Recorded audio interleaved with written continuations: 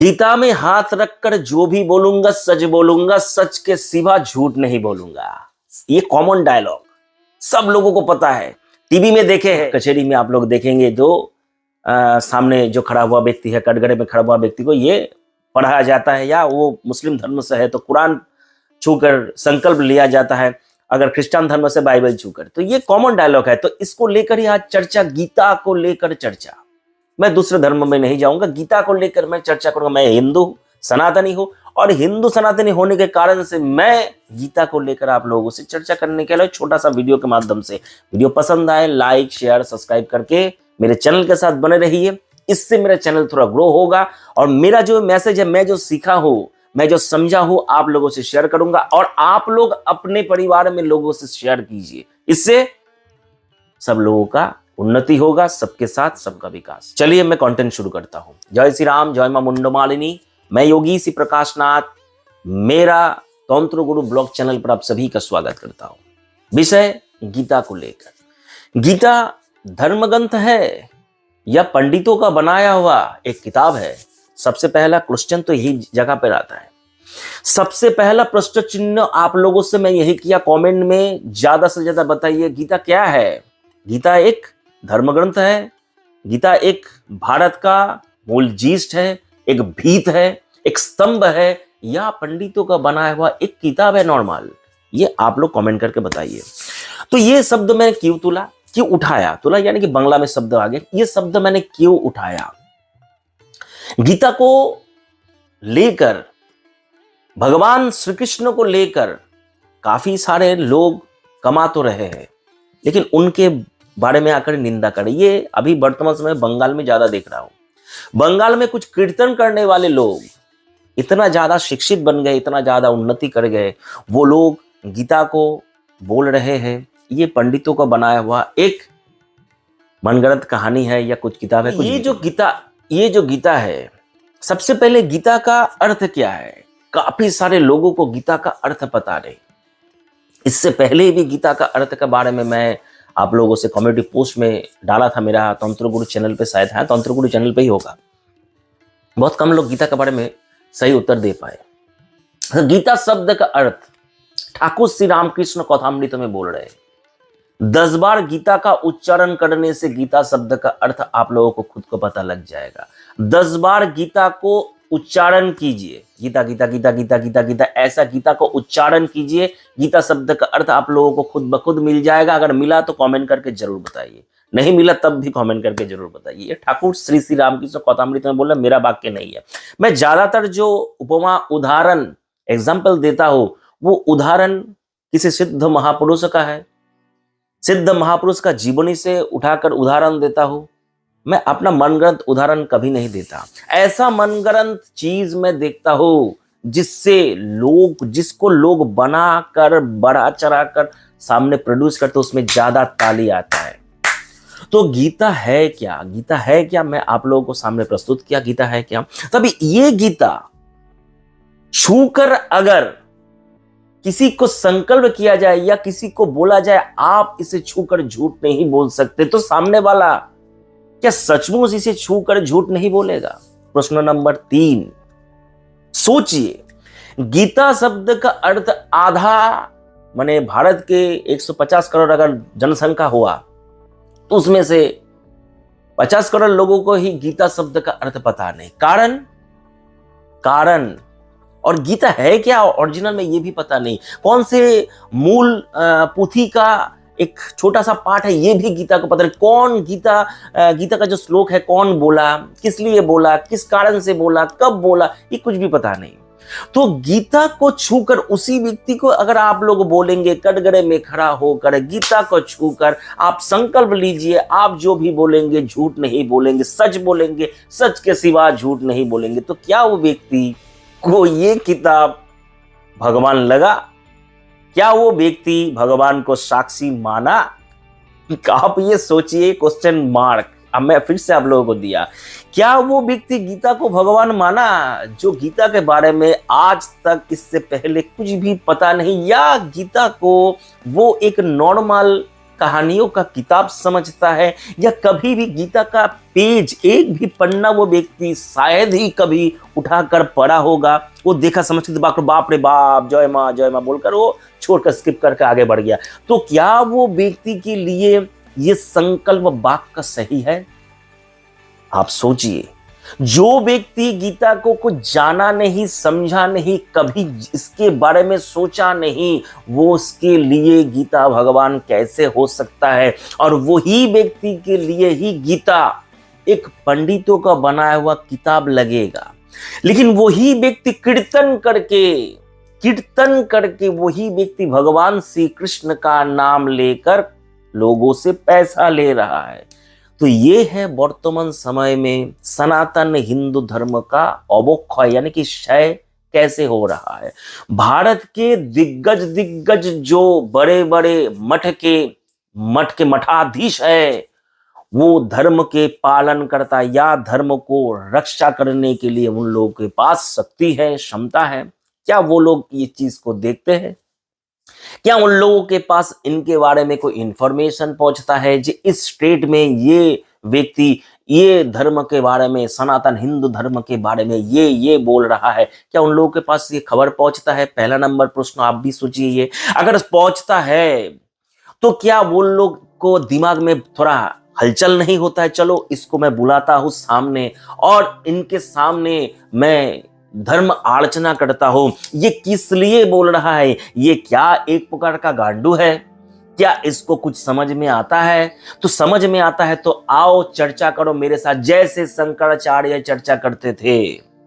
शंकराचार्य जैसे चर्चा करते थे, तो यह भी शंकराचार्य का पदवी सरनेम लेकर बैठा है, तो इन लोगों को भी शंकराचार्य के जैसा ही तर्क आलोचना, धर्म आलोचना के लिए बुलाना चाहिए। 18 दिन 22 दिन का अनुष्ठान में इन लोगों को भी बिठाना चाहिए और पब्लिक को दिखाना चाहिए, तब जाकर शंकराचार्य का पदवी का लायक ही हो सकता है।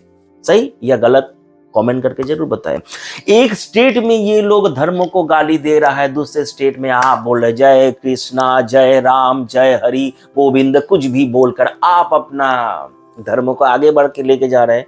तो नदी का एक कुल टूट रहा है, ध्वंस हो रहा पे, पूरा जनरेशन वहां पे नष्ट हो रहा है, और एक जगह पर आप लोग अपना जगह को लेकर ठीक से चल रहे। तो ये क्या है? बैलेंस कैसे हो रहा है? बैलेंस नहीं हो रहा है। जब शंकराचार्य जीता था, अब वो कहानी बोलने के लिए जाऊंगा तो आप लोगों को बहुत लंबा हो जाएगा, तो शंकराचार्य का उदाहरण मैं इसलिए दिया, तो धर्म को रक्षा करने के लिए 4-5 मठाधीश जो मूल सेंटर में बैठा है, तो उन लोगों तक ये पहुंचता है या नहीं मुझे पता नहीं। अगर पहुंचता है तो मुझे लगता है उन लोगों को एक बार जरूर बुलाना चाहिए। इन लोगों को, जो लोग, मैं एक उदाहरण दिया, ऐसे हजारों लोग हो सकते हैं, इन लोगों को बुलाना चाहिए जो लोग हिंदू धर्म को काटने का काम कर रहा है। हिंदू धर्म को जो काटने का काम करता है, उन लोगों को ही बड़े बड़े मठाधीश, अधीश्वर को, जो पीठाधीश है, उन लोगों को बुलाकर सामने तर्क आलोचना करने से ही पब्लिक जानेगा। अगर वो तर्क में हार गया तो उसको गंजा करके, उसको नंगा करके पीट के वहां से भगाना चाहिए। ये मेरा विचार है। अगर आप लोग सहमत हैं तो बोलिए। अगर ये हिंदू धर्म में ही होता है, बाकी कोई भी धर्म में ये नहीं होता है, इसका कारण क्या है? गीता से शुरुआत किया, गीता में ही वापस आ जा रहा हूं। इसका कारण क्या है? इसका कारण है इन हिंदू लोगों का बेस बहुत कमजोर है। हिंदू लोग मिशनरी स्कूल में पढ़ेंगे, हिंदू का बच्चा लोग मिशनरी स्कूल में पढ़ेंगे। मेरा बेटी मिशनरी स्कूल में नहीं पढ़ता है, नॉर्मल सरकारी स्कूल में पढ़ता है। मैं भर्ती नहीं किया, मैं भी नॉर्मल सरकारी स्कूल में पढ़ा था, ठीक है। मेरा पिता माता भी नहीं दिया। मेरे घर के सामने बहुत ज्यादा मिशनरी स्कूल है, ठीक है, लेकिन मैंने पिता माता नहीं दिया, मैं भी अपनी बेटी को नहीं दिया। तो इसका कारण क्या है? अगर वो वही स्कूल में पढ़ेंगे तो यही करेंगे, God bless you my son. ठीक, तो पिता माता को वो प्रणाम नहीं कर पाएंगे, और पिता माता के सामने कभी झुकने का ये जो एक शिक्षा है वहां पर नहीं होता है, यहां पे ये होता है। ठीक, तो ये जो चुम्मा चाटी का जो कहानी है, तो यही से आया। विवाह के समय में वो लोग चुम्मा चाटी का जो ये चक्कर करते हैं, हिंदू परंपरा में नहीं है, ठीक है। तो ये जो चक्कर है यहां से आया। तो संस्कार क्या ले रहा है बच्चा? ये तो ये संस्कार लेकर बच्चा कभी पिता माता का पैर तो छुएगा नहीं, पिता माता का घुटना छुएगा, और वो सोचेगा ये तो एक नॉर्मल बात है, ये तो कोई करने का जरूरत ही नहीं है, एक नॉर्मल बात है, करता करता नहीं करता नहीं करता। लेकिन पिता माता या गुरुजन का आशीर्वाद, अपने से बड़े बुजुर्ग का जो आशीर्वाद है, वो आशीर्वाद लेने का जो भारतीय सनातन धर्म का जो परंपरा, जो रीति, जो नीति दीर्घ लंबे समय से, हजारों लाखों वर्ष से जो आ रहा है, वो परंपरा को धीरे धीरे भूल रहा है। वो कुछ और किताब पढ़ेगा, उसमें दिखाया जाएगा वो भगवान बहुत ही महत् था, वो भगवान बहुत ही बड़ा था, ये भगवान बहुत छोटा है। तो इससे उसके दिमाग में बच्चे समय से ही लगेगा वो भगवान बहुत बड़ा था, वो भगवान अपने भारत का था ही नहीं। जो भगवान बहुत बड़ा था, जो भगवान बहुत बड़ा था, वो भगवान भारत का था ही नहीं। उन लोगों को बाइबल पढ़ाया जाता है। ठाकुर श्री रामकृष्ण बाइबल के बारे में बोल रहे हैं, बाइबल में सब लिखा है पाप पाप पाप, ये मत करो पाप हो जाएगा, वो मत करो पाप हो जाएगा, ये मत करो ये हो जाएगा, वो हो जाएगा। सिर्फ पाप के बारे में सोचने से आप लोग पापी बन जाएंगे, पुण्य के बारे में सोचने से आप लोगों के अंदर पुण्य का संचार होगा। जिसका जैसा भाव उसका वैसा लाभ। जो आंटी को वशीकरण करना चाहता है वो आंटी को प्राप्त होगा, जो भाभी को वशीकरण करना चाहता है वो भाभी को प्राप्त होगा, जो अपना पत्नी या पति को वशीकरण करना चाहते हैं वो पति या पत्नी को ही प्राप्त होगा। ठीक है ना? तो अभी आप सोचिए आप किसको वशीकरण करना चाहते हैं? आंटी, तो आंटी को ही प्राप्त करेंगे। जिसका जैसा भाव। तो ये पढ़ा जो लिखा जो जा रहा है, उस पढ़ा लिखा के ही अंदर ही उनका बेस, उनका जो जड़ है, जड़ को नष्ट खोखला कर दिया जा रहा है। अभी वो व्यक्ति जो ये बाइबल को धर्म ग्रंथ माना, जो गीता के बारे में कभी नहीं सुना, वो व्यक्ति को अगर आप लोग कभी बोलेंगे गीता को छू कर बोलो, जो बोलोगे सच बोलोगे, तो क्या वो व्यक्ति इस शब्द का अर्थ है, इस शब्द का मर्मार्थ, इस शब्द का विशेषता कुछ समझा, कुछ उसके दिमाग में इस बात के बारे में कुछ ख्याल आया? नहीं आएगा, कभी नहीं आएगा। लेकिन मुस्लिम धर्म में छोटे बच्चे से लेकर बड़े बुजुर्ग तक उन लोगों को कुरान के बारे में बिल्कुल, और 101% मैं नहीं बोलूंगा तो कम से कम 60-70% तो, मैंने अगर 100 मुस्लिम धर्म के लोगों से मैं पूछूं तो 60-70% लोगों को ज्ञान है। 70% तो मैक्सिमम बोलता हूं, 70% या उससे भी ज्यादा लोगों से, उन लोगों को ज्ञान है या ज्ञान नहीं भी है तो वो लोग सुनते हैं, जानते, समझने की प्रयास प्रचेष्टा करते हैं। इस विषय में कुछ अलग एक दिन टॉपिक बनाकर बोलूंगा अगर पसंद आए तो। लेकिन भारत के लोगों में ये नहीं है। इसीलिए आप अपने बच्चे लोगों को इंग्लिश मीडियम स्कूल में पढ़ाते हैं, इंग्लिश सिखाते हैं, साथ साथ भारत के जो कल्चर है, भारत का जो धर्म ग्रंथ है, रामायण महाभारत दिखाने का भी अभ्यास कीजिए। खुद पढ़िए, खुद सोचिए, खुद भी विद्वान बनिए और बच्चा लोगों को भी विद्वान बनाने की बारे में सोचिए। इससे आगे चलकर वो आपके घुटने को छूकर प्रणाम नहीं करेगा, सिर झुकाकर साष्टांग प्रणाम अपने पिता माता को करेगा, और पिता माता को लात जूता भी नहीं मारेगा, और पिता माता को वृद्धाश्रम में ढकेल के भी नहीं आएगा। जड़ को अगर सही से रेडी करते हैं तो वृक्ष भी फल फूल बहुत अच्छी तरह से देगा, लंबे समय से देगा, उसमें कीट नहीं आएगा, कीड़ा नहीं लगेगा। मेरा वीडियो बनाने का मूल मकसद यही था।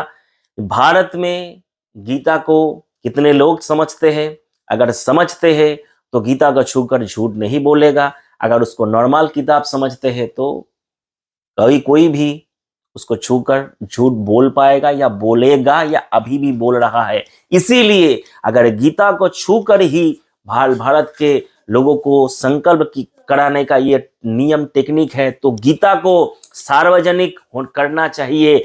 गीता को चाहे हिंदी मीडियम हो, इंग्लिश मीडियम हो, कोई भी स्कूल में जहां पे विद्यार्थी पढ़ाई लिखाई करते तो गीता को एक पुस्तक रूपी अध्याय में जोड़ना चाहिए, ताकि सबको गीता के बारे में पता लगे। भगवान श्री कृष्ण का, वासुदेव श्री कृष्ण का मुखो निसृतो वाक्यो, जो भगवान श्री कृष्ण अर्जुन को उपदेश दे रहे जीवन का, रहने का, इत्यादि इत्यादि सब समस्या का समाधान हेतु जो उपदेश है, उपदेश सबको पता लगे, तब जाकर लोगों में चैतन्य होगा, लोग सोचेंगे नहीं, इतने बड़े भारत के एक महा काव्य का या पुथी का अपमान ऐसे नहीं हो सकता है।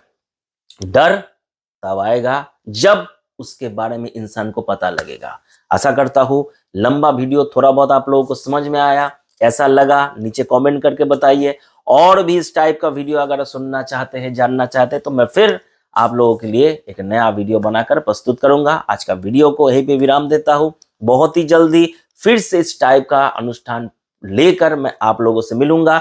इस हफ्ते मैं कोशिश करूंगा हर हफ्ते एक बड़ा वीडियो, इस टाइप का वीडियो देने के लिए। मेरे आश्रम में भी काम चल रहा है, इसलिए मुझे समय नहीं मिल रहा है, मंदिर का काम चल रहा है, तो कम समय मिलने के कारण से मैं अभी थोड़ा वीडियो कम दे रहा हूं। जैसे ही मेरा मोटा मोटी काम समाप्त होने के लिए आए तो मैं फिर से रेगुलर जैसा वीडियो बनाता था वीडियो बनाऊंगा। चैनल के साथ बने रहिए। वीडियो पसंद आए ज्यादा से ज्यादा वीडियो को शेयर कीजिए। हरिओम तत्सत।